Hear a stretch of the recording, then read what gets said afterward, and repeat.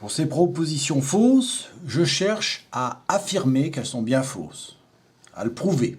Alors, la première, si un nombre est inférieur à 34, alors il est inférieur à 23. Je choisis par exemple un nombre qui est inférieur à 34, je choisis par exemple 30. Qu'est-ce que je constate? Que 30 est bien inférieur à 34, mais que contrairement à ce que dit la proposition, il n'est pas inférieur à 23. Donc j'ai trouvé un contre-exemple. 3 est un contre-exemple. Et si j'ai un contre-exemple, je peux prouver que la proposition est fausse. Je peux dire avec certitude, donc, cette proposition est fausse. Bien sûr, c'est parce que j'ai choisi cette valeur-là que je peux prouver que cette proposition est fausse.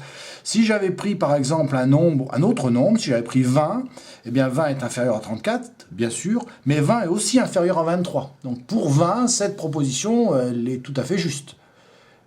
Or, moi j'ai pris 30, et donc je prouve bien que cette proposition, elle n'est pas tout le temps juste, elle est au moins fausse pour la valeur 30.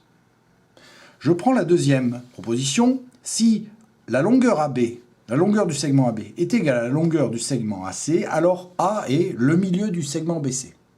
Alors je vais construire, dessiner à main levée, pas d'outils. C'est les codages qui vont me donner la certitude. J'ai construit le segment AB.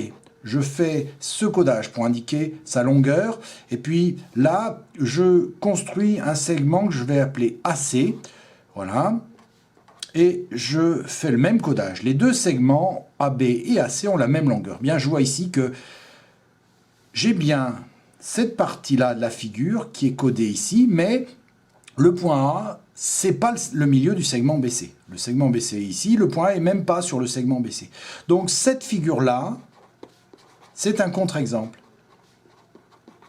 C'est une figure qui va me permettre de prouver que cette proposition est fausse. Je vais pouvoir dire donc cette proposition est fausse.